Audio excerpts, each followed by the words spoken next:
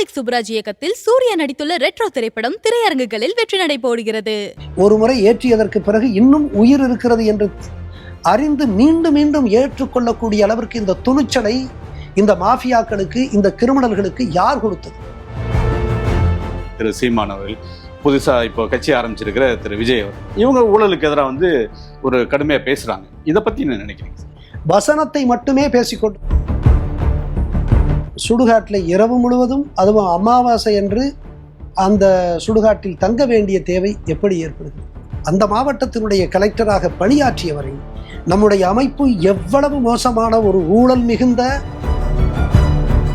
2 கடிதங்கள் எனக்கு தெளிவாக எழுதப்பட்டு உன்னையும் உன்னுடைய குடும்பத்தினரையும் உன்னுடைய பிள்ளைகளையும் வெட்டி தன்னார்வத்தோடு பார்த்தசாரதி என்பவர் எனக்கு உதவி செய்தார். தன்னுடைய வீட்டுக்கு அருகேயே ஒரு வாகன விபத்தில் இறந்துவிட்டார். திமுக, அண்ணா திமுக 2 ஆட்சி காலத்திலும் மாறி மாறி இன்னும் காலனி ஆதிக்க சிந்தனையிலேயே சில காவல்துறை அலுவலர்கள் பணியாற்றுகிறார்கள். அவர்களுடைய பண்ணையார்த்தன அதிகாரத்திற்கு. விகடநேயர்களுக்கு வணக்கம். ஓய்வு பெற்ற IAS அதிகாரி திரு சகாயம் அவருடன ஒரு சிறப்பு நேர்காணல். வணக்கம். வணக்கம். ஒரு நீண்ட காலமா கடந்த 2-3 ஆண்டுகளா நீங்க எதுவுமே பேசல. வழக்கமா பேட்டி கொடுக்கறது, ஒரு சமூக அவலங்களுக்கு எதிராக பேசுறது அப்படின்ற எதுவுமே இல்லாம ஒரு மௌனமா இருந்தீங்க. இப்போ பேட்டி அப்படின்னு பேச சம்மதிச்சிங்க. இந்த ஒரு மாற்றம் எதுக்காக? புதுக்கோட்டை மாவட்டம் என்னுடைய சொந்த மாவட்டம்.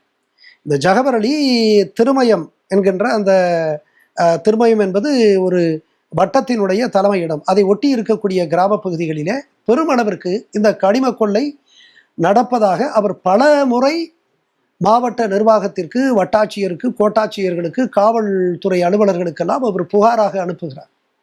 நடவடிக்கை எடுக்கப்படவில்லை. ஜனவரி மாதம் இறுதியாக அவர் மாவட்ட ஆட்சித்தலைவரிடத்திலே மனுவை கொடுத்து விட்டு அங்கேயே பேட்டி கொடுக்கிறார். இந்த 17ஆம் தேதி என்று நான் கருதுகிறேன்.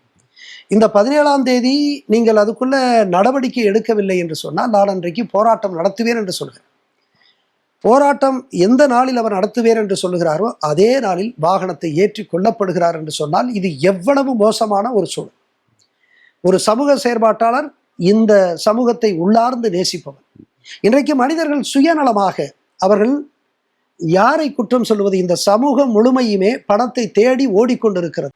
இந்த பண தேடலில், இந்த நகர்தலில் தாங்கள் காலாகாலமாக இந்த சமூகம் கட்டி காத்த அறங்களையும் நேர்மையையும் அவர் விட்டுத்தான் அவர்கள் செல்லுகிறார்கள். அதற்கு அப்பாலே அவர்கள் சென்று கொண்டிருக்கிற பொழுது அபூர்வமான மனிதர்களாக இந்த ஜகபர் அலி எனக்கு தோன்றுகிறார். இந்த மண்ணை, இந்த மக்களை, இந்த சமூகத்தை உள்ளார்ந்து நேசிக்கக்கூடிய ஒப்பற்ற மனிதராக, என்னை காட்டிலும் உயர்ந்த ஒரு மனிதராக அவர் எனக்கு தெரிகிறார். அப்படிப்பட்ட இந்த சமூகம் போற்றி பாதுகாக்க வேண்டிய ஒரு ஒப்பற்ற மனிதனை இந்த அரசு காப்பாற்றி இருக்க வேண்டும். எப்படி ஒரு வாகனத்தை ஏற்றி இவரை கொல்ல முடியும்? அதுவும் ஒரு முறை ஏற்றியதற்கு பிறகு இன்னும் உயிர் இருக்கிறது என்று அறிந்து மீண்டும் மீண்டும் ஏற்றுக்கொள்ளக்கூடிய அளவிற்கு இந்த துணிச்சலை இந்த மாஃபியாக்களுக்கு, இந்த கிரிமினல்களுக்கு யார் கொடுத்தது? எப்படி இது போன்ற இந்த கொலைகளை எல்லாம் அரசு அனுமதிக்கிறது? ஒரு அரசு நினைத்தால் எவ்வளவு பெரிய வலிமை வாய்ந்த சமூக விரோதிகளாக கருதப்படுபவர்கள் அந்த மாஃபியாக்களை 24 மணி நேரத்தில் ஒடுக்க முடியும் என்று நான் இப்பொழுதும் சொல்ல விரும்புகிறேன். ஏன் இப்படி நடக்கிறது? எனவே இந்த ஜகபர் அலி என்கின்ற இந்த ஒப்பற்ற இந்த சமூக களத்திலே இன்றைக்கு மக்கள் சுயநலமாக போய் இருக்கக்கூடிய இந்த காலத்தில் ஒரு ஒற்றை மனிதனாக இந்த மனிதன் போராடி இருக்கிறான். அந்த மனிதன் இன்றைக்கு கொல்லப்பட்டிருக்கிறார். அவருடைய குடும்பம் இன்றைக்கு நிற்கதியாக நிற்கிறது. 3 பிள்ளைகள், 2 பெண்கள். ஒரு இஸ்லாமிய குடும்பத்தில் 2 பெண்கள் கட்டி கொடுக்க வேண்டிய ஒரு சூழல், படித்து கட்டி கொடுக்க வேண்டிய ஒரு சூழல், மிக மோசமான ஒரு சூழலாக இருக்கிறது. இப்படிப்பட்ட இந்த கொலைகளை எல்லாம் பார்க்கையில் உண்மையிலேயே நான் பாதிக்கப்படுகிறேன். அதே போல ஜெகநாதன் என்கின்ற ஒரு விவசாயி கரூர் மாவட்டத்தில் இது போன்ற கனிம வளை கொள்ளைக்கு எதிராக அவர் நின்றார் என்ற காரணத்தினால் அவரையும் வாகனம் ஏற்றி கொண்டிருக்கிறார்கள் என்று நான் அறிகிறேன். இந்த ஜகபர் அலி, ஜெகநாதன் இவங்களை போலவே உங்களுக்கும் உயிருக்கு ஒரு அச்சுறுத்தல் இருக்குது அப்படின்னு சொல்லி நீங்க நினைக்கிறீங்க? அதாவது இப்ப நான் என்னுடைய பணியை செய்யல, இந்த அபாயம் இருக்கும் என்று உணர்ந்துதான் நான் செய்கிறேன். ஒன்று, இந்த அரசியல்வாதிகள், இந்த அதிகாரிகள் ஊழலால் இவர்கள் ஊதி பெருகி போனவர்கள், இவர்கள் நம்மை மாற்றுவார்கள், ஒன்றுமில்லாத இடத்திற்கு இது பண்ணுவார்கள், நம்முடைய IAS பணியையே காலி செய்து விடுவார்கள் என்று தெரிந்துமே என் நாட்டிற்கான, என் சக குடிமக்களுக்கான பணியை நான் செய்கிறேன். என்னுடைய பதவி இழந்தாலும் பரவாயில்லை என்று நான் அப்பொழுதும் எனக்கு இதில் அபாயம் இருக்கிறது என்று சமூக விரோதிகளிடமிருந்து இப்போ நீ அபாயம் வரும் என்று தெரியும். நீ ஒரு மதுரை மாவட்ட ஆட்சியராக இருக்கிறப்ப தான் அந்த கிரானைட் கொள்ளை அது வந்து நேரடியாக களத்துக்கு போய் அது எந்த அளவுக்கு வந்து கொள்ளை நடந்திருக்கு அப்படின்னு சொல்லி ஆய்வு பண்ணி அதுக்கான அறிக்கையெல்லாம் அதை சமர்ப்பிச்சிங்க. அந்த நேரடியாக அந்த களத்தில் இறங்கி செஞ்சீங்கல்ல, அந்த அனுபவத்தை பற்றி சொல்லி.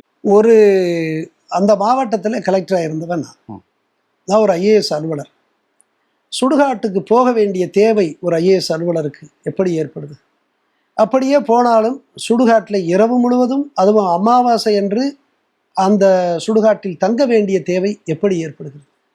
ரொம்ப ஆழமாக யோசிச்சு பார்த்தோம்னா எனக்கு தகவல் வருது, இந்த கிரானைட் முறைகேட்டாளர்கள் தங்களுடைய வளத்தை அதீதமாக பெருக்கிக் கொள்ளவும், பெருக்கிக் கொண்ட வளத்தை பாதுகாத்து கொள்ளவும் அவர்கள் நரபலியில் ஈடுபட்டிருக்கிறார்கள் என்ற செய்தி எனக்கு வருகிறது. அதை நான் மீண்டும் மீண்டும் உறுதிப்படுத்திக் கொள்கிறேன். எனவே அவர் அந்த யார் எனக்கு செய்தி அளித்தாரோ அவரை கொண்டு போய் அந்த சுடுகாட்டில் இந்த நரபலி கொடுத்தவர்கள் புதைக்கப்பட்டிருக்கிறார்கள் என்று சொல்கிறார். அந்த இடத்தில் புதைக்கப்பட்டிருக்கிறார்கள் என்று சொல்கிறார். அவரை கொண்டு போய் அந்த இடத்திலே நிறுத்திவிட்டு நான் அந்த இடத்தை காண்பிக்கிறேன். ஏற்கனவே மாவட்ட ஆட்சித்தலைவர், மாவட்ட காவல் கண்காணிப்பாளர் 2 பேருக்குமே தகவல் கொடுத்து காலையில் நான் ஒரு 7-7:30 மணிக்கு நான் சென்று விடுகிறேன். அங்கே இருக்கக்கூடிய காவல்துறை அலுவலர்கள், வருவாய்த்துறை அலுவலர்கள், ஒரு வருவாய்த்துறை அலுவலர்னா கிராம நிர்வாக அலுவலர் இருந்து வருவாய் ஆய்வாளர், மண்டல துறை வட்டாட்சியர், வட்டாட்சியர், கோட்டாட்சி தலைவர் எல்லாரும் வந்துட்டாங்க. அதே போல் காவல்துறையில் நம்ம சார் ஆய்வாளர், சப் இன்ஸ்பெக்டர், ஆய்வாளர், டிஎஸ்பி, துணை காவல் கண்காணிப்பாளர் இத்தனை பேரும், கூடுதல் காவல் கண்காணிப்பாளர் இத்தனை பேரும் வந்துட்டாங்க. காலையில் 7:30 மணிக்கு போகிறோம். இடத்த காண்பிச்சாச்சு. நரபலி கொடுத்தவர்களை இந்த இடத்துல தான் புதைச்சிருக்காங்கன்னு சொல்லி அந்த இடத்த காமிச்சாச்சு. ஆனால் அந்த இடம் தோண்டப்படவில்லை. அந்த தோண்டி அந்த எக்ஸூமிங் என்று சொல்லுவார்கள், எக்ஸூமிங் த பாடி என்று சொல்வார்கள், அந்த சோதனைக்கு உட்படுத்த வேண்டும். அந்த மீதம் இருக்கக்கூடிய அந்த எலும்புகளை, இந்த உடலை சோதனை செய்து பார்க்கக்கூடிய அந்த வேலையை செய்ய வேண்டும். அதற்கான மருத்துவர்கள் மதுரை மருத்துவக் கல்லூரியிலேருந்து வரணும். வரலை. 7:30 இருக்கிற வரல, 10:30 வரல, 12க்கு வரல, 2க்கு வரல, 3க்கு வரல. நான் கேட்குற ஒவ்வொரு நேரமும் தான் வந்துடுவாங்க. கலெக்டராக இருந்தவன் நான் ஒரு உயர்நீதிமன்றத்தால் சட்ட ஆணையராக, உச்ச நீதிமன்றத்தால் அங்கீகரிக்கப்பட்ட ஒரு சட்ட ஆணையராக நான் செல்கிறேன். ஆனால் காவல்துறை இந்த வந்துருவாங்கன்னு சொல்லி என்னுடைய சந்தேகத்தை அதிகரிக்கிறார். ஐயப்பாட்டை கூடுதலாக்குகிறார். 12:30 மணி, 1 மணி, 2 மணி, 3 மணிங்கிறது 5:30 மணிக்கு அந்த ஏடிஎஸ்பி கூடுதல் காவல் கண்காணிப்பாளர் என்னிடத்திலே வந்து, ஐயா இப்பொழுது சூரியன் மறைய போகுது. சூரியன் மறைய போனதுக்கு பிறகு சூரியன் மறைந்ததற்கு பிறகு நாம் இங்கே இந்த அட்டாப்சி, இந்த உடல் பரிசோதனை ஆய்வெல்லாம் செய்வது இல்லை. அதனால் நீங்கள் மதுரைக்கு சென்று சர்க்கியூட் ஹவுஸிலே தங்கி ஓய்வெடுக்கலாம், நாளைக்கு இதை வைத்துக் கொள்ளலாம் என்று அவர் சொல்லுகிறார். அப்பொழுது எனக்கு என்னுடைய ஐயப்பாடு உறுதியாகிவிட்டது. இவர்கள் இவ்வளவு நேரமாக, இவர்கள் நினைத்திருந்தால் 1 மணி நேரத்தில் மதுரையிலிருந்து மருத்துவர்களை இங்கே அழைத்து வந்திருக்கலாம். அதை அவர்கள் செய்யவில்லை. திட்டமிட்டு அவர்களை வராமல் செய்திருக்கிறார்கள். ஆக என்னுடைய அந்த ஆய்வை தடுக்கக்கூடிய ஒரு நோக்கத்தில் அவர்கள் மருத்துவர்களுடைய வருகையை அவர்கள் தடுத்திருக்கிறார்கள். அப்போ இரவு நான் ரொம்ப யோசித்தேன். 5:30 மணி ஆகுது. இப்போ இந்த நாளைக்கு வர சொல்கிறாங்க அப்படின்னு நான் சொல்லி பார்க்குறேன். இல்லை இருக்கிறேன். இல்லையா போங்கய்யா அப்படின்னு அவர் என்னைய இங்கே அனுப்புறதுலே இருக்கார். அப்போ தான் யோசித்தேன், 1 கிலோமீட்டர் நீளமுள்ள ஒரு ஹில்லையே காணாமலாக்கியவர்கள் இவர்கள். ஒரு ஹில்லையே காணாமலாக்கியவர் இந்த ஸ்கல்லை காணாமலாக்குறதுக்கு எவ்வளவு நேரம் ஆகுது அப்படின்னு அவங்கள்ட்டே சொல்லிட்டு, இந்த இரவுல நீங்கள் என்ன செய்ய போறீங்கன்னு எனக்கு தெரியும். நான் இந்த சோதனை, இந்த உடற் கூராய்வு சோதனை நடத்தப்படுகிற வரைக்கும் நான் இங்கே தான் இருப்பேன். உடற்கூராய்வுனா எடுக்கணும் ஃபர்ஸ்ட். ஆமா, முதல்ல வந்து அது தோண்டணும். தோண்டி அங்கே இருக்கக்கூடிய உடல், அது பிணமாகவோ அல்லது எலும்புக்கூடாகவோ இருக்கும். நீண்ட நாட்களாகிவிட்டது, எலும்புக்கூடு இருக்கும். அதை எடுத்து அவர்கள் சோதனைக்கு உட்படுத்த வேண்டும், உறுதி செய்ய வேண்டும். இந்த இவ்வளவு தூரம் அவங்க தாமதப்படுத்துறாங்க அப்படின்னாவே வந்து உள்ள அது உண்மையான இருக்குங்கிறது தான் இருக்கு. அப்ப அப்படித்தான் ஒரு முடிவெடுத்து நான் அந்த இரவு முழுவதும், அந்த அமாவாசை இரவன்று ஒரு ஐஏஎஸ் அலுவலரை, அந்த மாவட்டத்தினுடைய கலெக்டராக பணியாற்றியவரை, நம்முடைய அமைப்பு எவ்வளவு மோசமான ஒரு ஊழல் மிகுந்த அறமற்ற நேர்மைக்கு புறம்பான ஒரு அமைப்பாக இருக்குமே ஆனால் ஒரு ஐஏஎஸ் அலுவலரை, அந்த மாவட்டத்தினுடைய கலெக்டராக இருந்தவரை சுடுகாட்டிலேயே இரவு முழுவதும் தங்க வைத்திருக்கும் என்பதற்கு அதைவிட உதாரணம். சக அதிகாரிகள் தானே அவங்க. அவர்கள் இந்த அரசை பிரதிபலிக்கிறார்கள், இந்த அரசினுடைய பிரதிநிதியாக இருக்கிறார்கள். அரசு சொல்லுவதை அவர்கள் கேட்கிறார்கள். வேற என்ன நான் சொல்லுவது? இப்படிப்பட்ட சவாலை எல்லாம் தாண்டித்தான் ஒரு கட்டில அந்த கிராமத்திலிருந்து கட்டில் வாங்கி வந்து போட்டு அங்கே அந்த தூங்கிடுறீங்க. கிராமத்திலிருந்து அந்த கட்டில படுத்திருந்த அதெல்லாம். அதுக்கப்புறம் என்ன சார் ஆச்சு? ஏது அந்த இரவு தங்குறீங்க? இரவு தங்கி அதற்கு பிறகு அடுத்த நாள் வரைக்கும் நான் அங்கேயே இருந்து அந்த இடத்திலே தோண்டி அந்த எலும்புக்கூடுகளை எல்லாம் எடுத்து அந்த அதற்கு பிறகு அந்த சோதனைக்கு அனுப்பக்கூடிய அந்த சூழல் வரைக்கும் நான் அதை உறுதிப்படுத்தினேன். இந்த மாதிரியான சவாலெல்லாம் பணிகளை எல்லாம் முடிச்சுதான் நான் அறிக்கையை கொடுக்கிறேன். நீங்க மதுரை மாவட்ட ஆட்சியராக இருக்கும்போது இந்த ஆரம்பிக்கிறீங்க, கிரானைட் ஊழல் வந்து கண்டுபிடிக்க ஆரம்பிக்கிறீங்க. அதுக்கு பிறகு நீதிமன்றத்தால் ஆணையரா நியமிக்கப்பட்டு அந்த பணியை தொடர்றீங்க. அப்ப மதுரையில இருந்து இந்த பணி செஞ்சுட்டு இருக்க காலத்துலாம் உங்களுக்கு ஏதாவது அச்சுறுத்தல் இருந்தது? அப்போ நிறைய. நீங்க வந்து நான் 2012 மே மாதம் இந்த அறிக்கையை கொடுக்குறேன். அறிக்கையை கொடுத்த அடுத்த நாளே நான் மாற்றப்படுறேன். அதற்கு பிறகு எனக்கு குவாப்டெக்ஸ் வந்தாச்சு. குவாப்டெக்ஸ்ல இருந்து 2014 செப்டம்பர் முதல் வாரம் வரைக்கும் அங்கே இருக்கிறேன். அப்போ முதல் வாரத்தில் என்னை வந்து செப்டம்பர் 3, 2014 என்னை வந்து தமிழக அரசு அன்றைக்கு இந்திய மருத்துவத்துறையினுடைய இயக்குனராக மாறுதல் செய்து சரி அங்கே போகலாம்னு நான் தயாராகிட்டு இருக்க நேரத்தில் 48 மணி நேரத்தில் அங்கே இருந்தே அறிவியல் நகரத்துக்கு போடுறாங்க. எப்பொழுதுமே ஒரு இடத்துல போனதுக்கப்புறம் அதில் சேர்ந்ததுக்கு அப்புறம் தான் மாறுதல் செய்வாங்க. ஆனால் என்னுடைய நிலைமை என்னென்னா, அந்த இடத்துல போய் சேருவதற்கு முன்னால் 48 மணி நேரத்தில் நான் வந்து இன்னொரு அறிவியல் நகரத்திற்கு மாற்றப்படுறேன். அங்கே போய் சேர்ந்து 2வது நாள் உயர்நீதிமன்றம் உத்தரவு பிறப்பிக்கும். மிக யதார்த்தமாக இந்த நிகழ்வுகள்லாம் நடக்குது. ஆனால் அத்தனையும் வரலாற்று நிகழ்வுகள். அதற்கு பிறகு நடந்தது எல்லாமே வரலாறு தான். அப்பொழுது நான் இங்கே 2014 உடனடியாக தமிழக அரசு என்னுடைய இந்த ஆணையை ஏற்றுக்கொள்ளவில்லை. எனக்காக பிறப்பிக்கப்பட்ட, என்னை சட்ட ஆணையராக நியமனம் செய்த உயர்நீதிமன்றத்தினுடைய உத்தரவை ஏற்றுக்கொள்ளவில்லை தமிழக அரசு. தமிழக அரசு SLP என்கின்ற அடிப்படையில் மேல்முறையீட்டுக்காக உச்சநீதிமன்றம் சென்றது. உச்சநீதிமன்றம் விரிவாக விசாரித்து தமிழக அரசினுடைய மேல்முறையீட்டை தள்ளுபடி செய்து என்னுடைய நியமனத்தை உறுதி செய்து அவர் சென்று விசாரிக்கட்டும், உண்மையை சொல்லட்டும் என்று என்னுடைய நியமனத்திற்கான அங்கீகாரத்தை மீண்டும் உறுதிப்படுத்தியது. அப்படியாகத்தான் நான் சென்று 2014 டிசம்பர் தொடக்கத்திலிருந்து நான் என்னுடைய விசாரணையை தொடங்குகிற காலத்திலிருந்தே நான் 2-3 முறை எனக்கு கடிதம் வந்திருக்கிறேன்.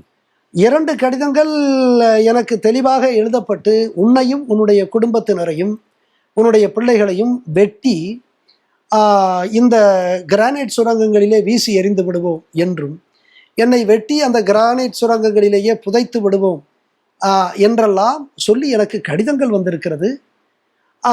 அது மட்டும் அல்ல, இன்னொரு நாள் நாங்கள் பணியாற்றி கொண்டிருந்த நேரத்தில் எங்களுடைய அந்த சட்ட ஆணையர் அலுவலகத்திலே நாங்கள் பணியாற்றி கொண்டிருந்த பொழுது நள்ளிரவு 12 மணி இருக்கும். அப்படி பணியாற்றி தீவிரமாக நாங்கள் அறிக்கை தயாரித்து கொண்டிருக்கின்ற நேரத்தில் அங்கே மாநகர காவல்துறை கீழே வரக்கூடிய உளவுத்துறை எங்களுக்கு தகவல் அனுப்புகிறது. நாங்கள் ஒரு தகவல் ரகசியமாக பெற்றிருக்கிறோம், உங்களுடைய அலுவலகத்தை சமூக விரோதிகள் வந்து கொளுத்த போகிறார்கள், உங்களை தாக்கப் போகிறார்கள் என்று சொல்லி ஒரு செய்தி வந்து எங்களை ஒரு பெரிய காவலர் பாதுகாப்போடு அழைத்து விருந்தினர் மாளிகைக்கு கொண்டு செல்கிறார்கள், தங்குகிற இடத்துக்கு செல்கிறார்கள். இப்படிப்பட்ட மிரட்டல்களை நாங்கள் சந்தித்தோம். இந்த மிரட்டலை அடிப்படையாக வைத்து நான் புகார் தெரிவிக்கிறேன். மாநகர காவல் கட்டுப்பாட்டில் இருக்கக்கூடிய தல்லாகுளம் காவல் நிலையத்திலே நான் புகாராக தெரிவிக்கிறேன். அது பதிவு செய்யப்பட்டு FIR பதிவு செய்யப்பட்டு எனக்கு அந்த நகல் அளிக்கப்பட்டிருக்கிறது. இந்த மிரட்டலை விடுத்தவர் யார், இந்த பின்புலத்தில் இருப்பவர் யார், அவருடைய உண்மையான நோக்கம் என்ன என்றெல்லாம் எந்த விசாரணை நடத்தப்பட்டது என்று எனக்கு இதுகாரும் தெரியவில்லை. அவர்கள் கைது செய்யப்பட்டார்களா, விசாரிக்கப்பட்டார்களா, நீதிமன்றத்தின் முன் நிறுத்தப்பட்டார்களா, தண்டிக்கப்பட்டார்களா, இன்றைக்கு வரைக்கும் ஒரு செய்தியும் எனக்கு இல்லை, ஒரு நடவடிக்கையும் எடுக்கவில்லை என்பதுதான் உண்மை. இது மட்டுமல்ல, என்னிடத்திலே பணியாற்றியவர் ஒருத்தர் அந்த குவாட் காப்டர் என்று சொல்லக்கூடிய பறக்கும் கேமரா, நம்முடைய ட்ரோன் என்று சொல்லக்கூடிய அந்த தொழில்நுட்பத்திலே மிகச்சிறந்தவர். என்னுடைய ஆழமான சுரங்கங்களை ஆய்வு செய்வதற்காக அந்த தொழில்நுட்பத்தை நான் அவரிடத்திலே பயன்படுத்தினேன். அவர் எனக்கு தன்னார்வத்தோடு, எந்த ஊதியத்தையும் பெற்றுக்கொள்ளாமல் தன்னார்வத்தோடு பார்த்தசாரதி என்பவர் எனக்கு வந்து உதவி செய்தார். அவர் அந்த வேலையை முடித்த கொஞ்ச காலத்தில் ஒரு விபத்தில், தன்னுடைய வீட்டுக்கு அருகேயே ஒரு வாகன விபத்தில் இறந்து விட்டார். அந்த விபத்தில் கூட ஐயப்பாடு இருக்கிறது என்று என்னுடைய அறிக்கையிலே நான் சொல்லியிருக்கேன். ஒரு 600 பக்கங்கள் கொண்ட அறிக்கை வந்து சமர்ப்பிச்சீங்க. அதுல முக்கியமான நிறைய விஷயங்கள் சொல்லியிருக்கீங்க. அதுல குறிப்பா மதுரை மாவட்டத்துல ஆட்சியரா பணியாற்றின 2 பேர் வந்து அந்த கிரானைட் கொள்ளையில தொடர்பு இருக்கிறாங்க.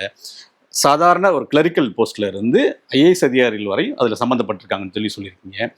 இந்த மாதிரி பல முக்கியமான விஷயங்கள்லாம் அதுல அந்த அறிக்கையில சொல்லியிருக்கீங்க. அதன் மீது என்ன நடவடிக்கை எடுக்கப்பட்டது?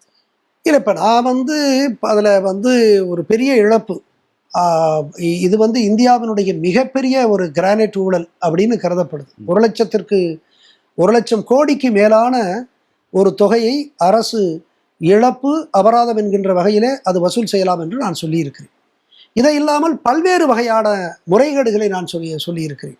மதுரை மாவட்டத்தில் மேலூர் பகுதியிலே அந்த ஊரக கட்டமைப்பு, ஒரு விவசாய கட்டமைப்பு, ஒரு கிராமிய கட்டமைப்பு எப்படி சிதைக்கப்பட்டிருக்கிறது என்பதை நான் விரிவாக சொல்லியிருக்கிறேன்.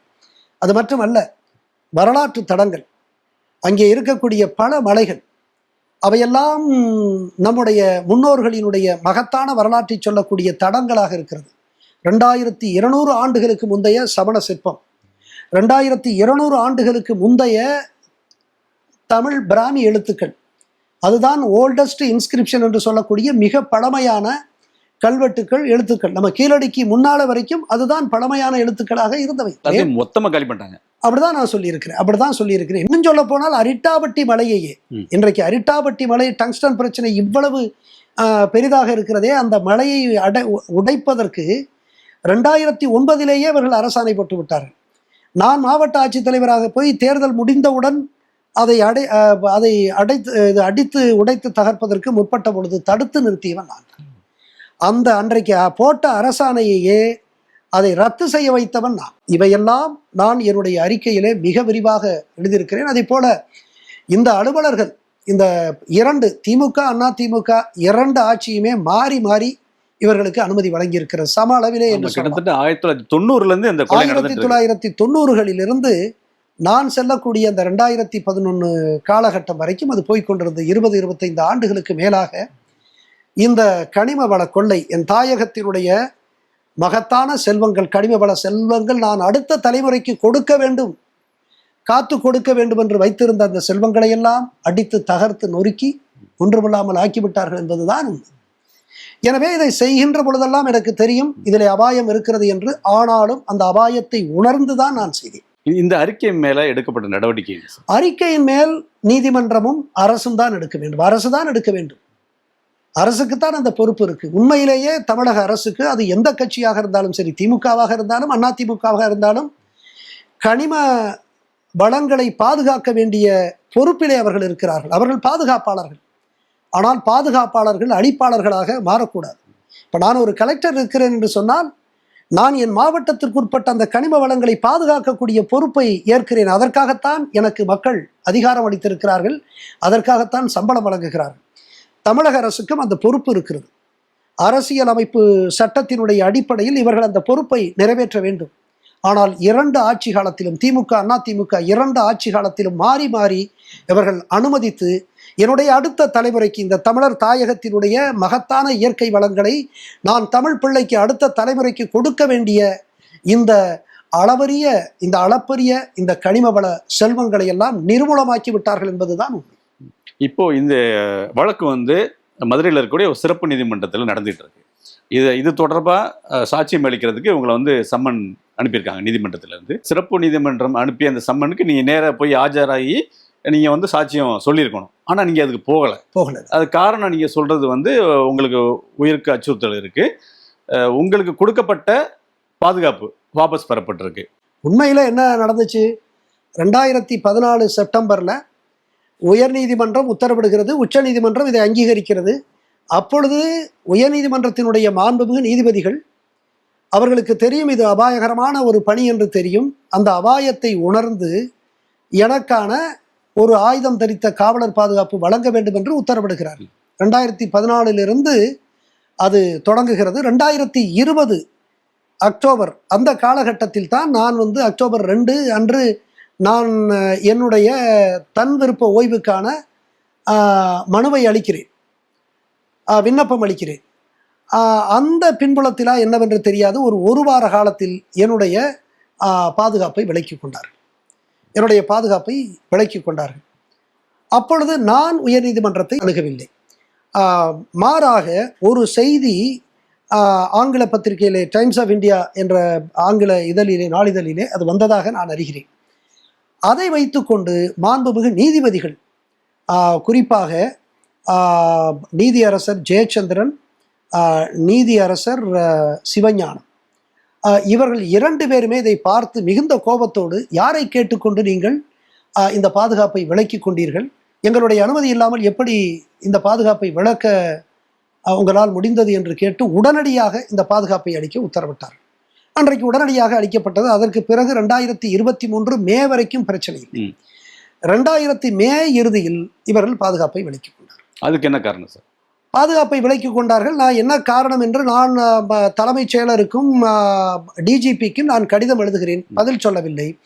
மாறாக இறுதியாக 2-3 முறை நான் கடிதம் எழுதியதற்கு பிறகு டிசம்பர் மாதத்தில் டிஜிபியிடமிருந்து ஒரு கடிதம் வருகிறது. அதில் அவர் என்ன சொல்லுகிறார் என்றால், செக்யூரிட்டி ரிவ்யூ கமிட்டியில் இது குறித்து விவாதிக்கப்பட்டது, உங்கள் பாதுகாப்பு பிரச்சனை எதுவும் இல்லை என்று முடிவெடுத்து விட்டோம் என்று சொல்லி ஒரு கடிதம் வந்தது. ஆனால் எப்படி முடிவெடுத்தார்கள், எந்த அடிப்படையிலே முடிவெடுத்தார்கள் என்பது பற்றி அதிலே விளக்கம் இல்லை. இன்றைக்கு மாண்புமிகு நீதியரசர்கள் உயர்நீதிமன்றம் உத்தரவிட்டதற்கு பிறகு அவர்கள் அனுமதி இல்லாமல் அவர்கள் எப்படி செய்தார்கள், இவர்கள் எப்படி அப்படிப்பட்ட ஒரு முடிவுக்கு வரலாம் என்று, எனக்கு வர முடிகிறது என்று எந்த காரணமும் சொல்லவில்லை. நான் நம்புகிறேன், மார்ச்சில் இவர் முடிவெடுத்ததாக சொல்லுகிறார்கள், ஆனால் மேயினுடைய இறுதியில் தான் இதை விலக்கிக் கொண்டார்கள். இடையில் நடந்தது என்னவென்று சொன்னால், ஏப்ரல் இறுதியிலே தூத்துக்குடி மாவட்டத்தில் முரப்பநாடு என்று கருதுகிறேன் அந்த கிராம நிர்வாக அலுவலர், அவரும் ஒரு ஒப்பற்ற மனிதன். சுயநலமாய் இந்த உலகம் ஓடிக்கொண்டிருக்கிற பொழுது ஒரு மனிதன் சுயநலத்தை மறந்து, தன்னலத்தை மறந்து இந்த மண்ணுக்காக நிற்கின்ற ஒப்பற்ற மனிதனாக நான் கருதுகிறேன். அந்த கிராம நிர்வாக அலுவலர் லூர்து பிரான்சிஸ் என்று அவருடைய பெயர். அவர் இந்த மணல் கொள்ளையை தடுக்க முயற்சித்திருக்கின்ற அந்த நிலையில் மணல் மாஃபியாக்களால் தன்னுடைய அலுவலகத்திலேயே பட்டப்பகலிலேயே அவர் கொல்லப்படுகிறார், வெட்டி கொல்லப்படுகிறார். இதுவும் என்னை பாதிக்கிறது. இந்த மண்ணை நேசிப்பவர்கள், இந்த மண்ணின் இயற்கை வள கொள்ளையை தடுக்க எண்ணுபவர்களை கொள்ளுகிற அந்த செய்தி உண்மையிலேயே என்னை பாதிக்கிறது. ஒரு அரசு நினைச்சா 24 மணி நேரத்தில் எவ்வளவு பெரிய வலிமை வாய்ந்த மாஃபியாக்களையும் ஒடுக்க முடியும், ஏன் தமிழக அரசு செய்யக்கூடாது அப்படின்னு கேட்டேன். உங்களுடைய நிலைப்பாடு என்னவென்று கேட்டேன். நீங்கள் இதுக்கு பொறுப்பேற்கணும்னு நான் சொன்னேன். அன்றைக்கு சொன்ன டிஜிபி மற்ற தமிழக அரசு எதிர்காலத்தில் இதுபோன்று நடக்காமல் தடுக்க வேண்டும், இவருடைய பாதுகாப்பை உறுதிப்படுத்த வேண்டும் என்று நான் வன்மையாக சொன்னேன். ஒரு IAS அலுவலராக, அதுவும் நேர்மையாக கனிம வள கொள்ளையை பெருமளவிற்கு தடுத்து அதற்காக பாதிக்கப்பட்ட ஒரு IAS அலுவலராக, ஏன் ஒரு சாதாரண குடிமகனாக எனக்கு இந்த நாட்டில், ஒரு ஜனநாயக நாட்டில் சொல்லுவதற்கான சகல உரிமையும் இருக்கிறது. ஆனால் இவர்கள் அதை எப்படி எடுத்துக்கொள்கிறார்கள்? ஒரு ஜனநாயக நாட்டில் இன்னும் காலனி ஆதிக்க சிந்தனையிலேயே சில காவல்துறை அலுவலர்கள் பணியாற்றுகிறார்கள். அவர்களுடைய பண்ணையார்த்தன அதிகாரத்திற்கு சவாலாக இதை கருதி கொண்டு, நாங்கள் எவ்வளவு பெரிய ஆட்கள் என்று மக்களால் கொடுக்கப்பட்ட அதிகாரத்தை அவர்கள் தவறாக பயன்படுத்தி தங்களுடைய தற்பெருமைக்காக, பார் உனக்கு பாடம் புகட்டுகிறேன் என்கின்ற அளவில் ஒருவேளை தமிழக அரசிடம் அல்லது முதல்வரிடம் அவர்கள் ஆலோசனை பெற்றிருக்கலாம் அல்லது பெற்றிருக்காமல் இருக்கலாம், எனக்கு தெரியாது. இந்த பின்புலத்தில் எனக்கு அளித்த பாதுகாப்பை விலக்கி கொண்டிருக்கிறார்கள். இது எதேச்சிகாரமானது, உயர்நீதிமன்ற உத்தரவை பெறாமல் செய்யப்பட்ட தன்னிச்சையானது, ஜனநாயக விரோதமானது, மக்கள் விரோதமானது. ஒரு ஆயுதம் ஏந்திய ஒரே ஒரு காவலர் போட்டிருப்பாங்க, அந்த ஒரு ஆளை ஏன் கொடுக்க முடியல அவங்களால? பிரச்சனை ஆளோ அல்லது நிதியோ பிரச்சனை அல்ல. என்னுடைய உயர்நீதிமன்றத்தினுடைய தலைமை நீதிபதிக்கு நான் எழுதிய கடிதத்தில் மிக தெளிவாக குறிப்பிட்டிருக்கிறேன். எனக்கு 2 பேர் மாறி மாறி வரக்கூடிய அளவிற்கு ஒரு தலைமை காவலர், ஒரு காவலர் என்று போடப்பட்டிருக்கிறார்கள். 24 மணி நேரம் ஒரு காவலர் வருவார், அதற்கு பிறகு இன்னொரு காவலர் வருவார். இவர்களுடைய சம்பளத்தை கணக்கெடுக்கிற பொழுது மாதம் ஒருவருக்கு, தலைமை காவலருக்கு 70,000 ரூபாய் சம்பளம், இன்னொருவருக்கு 43,000 ரூபாய் சம்பளம், மாச சம்பளம். இதையெல்லாம் கணக்கில் எடுத்து பார்த்தால் ஒரு ஆண்டுக்கு 14 லட்சம் ரூபாய் வருகிறது. ஒரு ஆண்டுக்கு 14 லட்சம் ரூபாய் தான் வருகிறது. என்னுடைய வாழ்நாளில் இன்னொரு 20 ஆண்டு காலத்திற்கு இந்த பாதுகாப்பை கொடுத்தால் கூட ஒரு 3 கோடி என்கின்ற அளவிற்கு தான் வருகிறது. 4-5 கோடி கூட வைத்துக் கொள்ளுங்கள், அவ்வளவுதான் வருகிறது. மக்கள் வரிப்பணத்தில் என்னுடைய பாதுகாப்பு செலவழிக்க வேண்டிய அவசியமே இல்லை. நான் சுட்டி காட்டியிருக்கிறேன் 1 லட்சம் கோடிக்கு மேலான இழப்பு என்று சொல்லுகிறார்களே, அதிலே 1% 1000 கோடி. அந்த 1000 கோடியில் இவர்கள் ஒரு துளியாக 4 கோடியை 5 கோடியை என்னுடைய பாதுகாப்புக்கு ஒதுக்கினால் போதும். ஆனால் இவர்களுக்கு மனம் இல்லை. காரணம், இவர்கள் கிரானைட் முறைகேட்டாளர்களுக்கு ஆதரவாக இருக்கிறார்கள். நேர்மையான குடிமக்களை, நேர்மையான அலுவலர்களை தண்டிப்பதில் தீவிரமாக இருக்கிறார்கள். அவர்கள் எக்கேடுகட்டு போனாலும் போகட்டும் என்று இருக்கிறார்கள். அதற்காக நான் கவலைப்பட போவதில்லை, அதற்காக நான் அஞ்சப் போவதில்லை. ஆனால் இன்றைக்கு இருக்கக்கூடிய இந்த நிலைமையை சுட்டி காட்ட வேண்டும். எனக்கே ஒரு மாவட்ட ஆட்சித்தலைவராக பணியாற்றிய ஒரு மூத்த IAS அலுவலராக இருந்து விருப்ப ஓய்விலே வந்த எனக்கே, இந்தியாவினுடைய மிகப்பெரிய கிரானைட் ஊழலை வெளிக்கொண்டு வந்த எனக்கே இந்த பாதுகாப்பை பிரச்சனைக்கு உள்ளாக்குகிறார்கள் என்று சொன்னால், சாதாரண என் நாட்டினுடைய விவசாயி, சாதாரண அந்த ஜகபர் அலி போன்ற ஒரு ஏழை இஸ்லாமிய குடிமகன், இது போன்றவர்கள்லாம் இன்றைக்கு இவர்கள் எப்படி நடத்துவார்கள் என்பதற்கு இது ஒரு அடையாளமாக இருக்கிறது என்றுதான் நான் சொன்னேன். எனவே எனக்காக மட்டும் நான் பேசவில்லை. நிச்சயமாக என் நாட்டினுடைய குடிமக்களுக்காக இன்னும் பல்வேறு இடங்களிலே முறைகேடாக இந்த கனிம வள கொள்ளை நடக்கிறது என்று எனக்கு தகவல் வருகிறது. கன்னியாகுமரி மாவட்டத்தில் பெருமளவிற்கு இந்த கனிம கொள்ளை நடக்கிறது. கடத்தல், கனிம வளங்கள் எல்லாம் கேரளாவிற்கு கடத்தப்படுவதாக எனக்கு தகவல் வருகிறது. இதே போல கிருஷ்ணகிரி மாவட்டத்திலிருந்து வெளி மாநிலங்களுக்கு பெருமளவிற்கு இந்த கனிம வள கொள்ளை கடத்தல் நடக்கிறதாக எனக்கு தகவல் வருகிறது. அது உறுதி செய்யப்பட வேண்டும். எனவே என்னுடைய தாயகம், தமிழர் தாயகம், இது கொள்ளைக்காரர்களுடைய சூறைக்காடாக நாங்கள் இனி அனுமதிக்க மாட்டோம் என்கின்ற அளவிற்கு எனக்கு கோபம் வருகிறது. நான் இளைஞர்களிடத்தில் பேச ஆசைப்படுகிறேன். எங்களுடைய தாயகத்திலே இருக்கக்கூடிய கனிம வளங்கள், அது மலையாக இருக்கலாம், ஆறாக இருக்கலாம், கடல் வளமாக இருக்கலாம், காட்டு வளமாக இருக்கலாம், நிலவளமாக இருக்கலாம், நீர்வளமாக இருக்கலாம். இவையெல்லாம் பாதுகாத்து எங்கள் இளைஞர்களுக்கு, எங்கள் அடுத்த தலைமுறை பிள்ளைகளுக்கு கொடுக்க வேண்டிய மகத்தான கடமை எங்களுக்கு இருக்கிறது. அதையெல்லாம் நிர்மூலமாக்கக்கூடிய இந்த அரசியல்வாதிகள், அதிகாரிகள் வரலாற்றுக்கு முன்பாக பதில் சொல்ல வேண்டும் என்று நான் சொல்லிக்கொள்ள விரும்புகிறேன். இப்போ இருக்கிற அரசியல்ல கரப்ஷன், கம்யூனலிசம், இதை தான் வந்து அதிகமாக ஒரு பேசப்படுற ஒரு விஷயமா இருக்குது. அதில் கரப்ஷனுக்கு எதிராக நீங்கள் நிறையா பேசுறீங்க. ஊழல், லஞ்சம், இதை வந்து இதுக்கு எதிராக வந்து ஒரு கடுமையாக வந்து அதை பேசுகிறீங்க. இப்போது அரசியல் கட்சியில் பல பேர் வந்து, உதாரணமாக வந்து நாம் தமிழர் கட்சி திரு சீமான் அவர்கள், புதுசாக இப்போ கட்சி ஆரம்பிச்சிருக்கிற திரு விஜய் அவர், இவங்க ஊழலுக்கு எதிராக வந்து ஒரு கடுமையாக பேசுகிறாங்க. இதை பற்றி என்ன நினைக்கிறீங்க சார்? இப்போ நீங்கள் கரப்ஷன், கம்யூனலிசம்னு சொல்கிறீங்க. இரண்டுமே மிக மோசமானது. அது மதவாதம் என்றாலும், சாதியவாதம் என்றாலும், ஊழல்வாதம் என்றாலும் மோசமானது. இன்னும் சொல்ல போனால் ஊழல்வாதத்தை விட அல்லது ஊழலை விட மிக மோசமானது மதவெறி அரசியல். ஆனால் இந்த நாட்டில் மதவெறி அரசியல் இருக்கிறது. அது நிச்சயமாக எதிர்க்கப்பட வேண்டும். இன்றைக்கு நீங்கள் சொல்லுவதைப் போல அரசியல் கட்சிகள் எதிர்க்கலாம். ஆனால் அவர்கள் தங்களுடைய கொள்கை வரவு திட்டங்களில் இந்த ஊழல் எதிர்ப்பையோ அல்லது ஊழல் ஒழிப்பையோ இணைத்திருக்கிறார்களா என்று பார்க்க வேண்டும். அதற்கான செயற்திட்டங்களை அவர்கள் வகுத்திருக்கிறார்களா என்று நாம் அறிய வேண்டும். அதற்காக தங்களுடைய தொண்டர்களை, தங்களுடைய அடுத்த நிலை தலைவர்களை அவர்கள் பழக்கப்படுத்தி இருக்கிறார்களா, பக்குவப்படுத்தி இருக்கிறார்களா, பயிற்சி அளித்திருக்கிறார்களா என்று பார்க்க வேண்டும். இவ்வளவும் அவர்கள் செய்தால் நிச்சயமாக மாற்றத்தை கொண்டு வர முடியும். ஆனால் இது எதுவுமே செய்யாமல் எந்த அரசியல் கட்சி நாங்கள் ஊழலை ஒழிப்போம் என்று வெறுமனே வசனத்தை மட்டுமே பேசிக்கொண்டு வந்தால் நிச்சயமாக செய்ய முடியாது. ஊழலினுடைய ஒரு துளியை கூட இவர்களால் அகற்ற முடியாது என்று நான் ஊழலை ஆழமாக அறிந்த நான் சொல்லுகிறேன். எனவே இந்த கட்சிகள் தங்களுடைய அந்த கொள்கை வரைவு, அதிலே ஊழல் எதிர்ப்பை, ஊழல் ஒழிப்பை சேர்க்க வேண்டும். அதற்கான பயிற்சியை, பக்குவத்தை கீழே அடிமட்டத்து வரைக்கும் கொண்டு செல்ல வேண்டும் என்றுதான் நான் கேட்கிறேன். நீண்ட இடைவேளைக்கு பிறகு கொடுத்திருக்கிற ஒரு நேர்காணல் நீங்கள் கொடுத்துருக்கீங்க. இதில் வந்து உங்களுடைய மனக்குமுறலையும் அந்த ஒரு ஆதங்கத்தையும் அதோட சேர்த்து வந்து பல உண்மைகளையும் வெளிப்படுத்திருக்கீங்க. மிக்க நன்றி. ரொம்ப நன்றி. லவ் லாஃப்டர் வார் 2D என்டர்டைன்மெண்ட் நிறுவனத்தின் தயாரிப்பில் கார்த்திக் சுப்ராஜ் இயக்க சூர்யா பூஜா ஹெக்டே கலக்கலாக நடித்துள்ள ரெட்ரோ திரைப்படம் உங்கள் அருகாமையில் உள்ள திரையரங்குகளில் வெற்றி நடை போடுகிறது.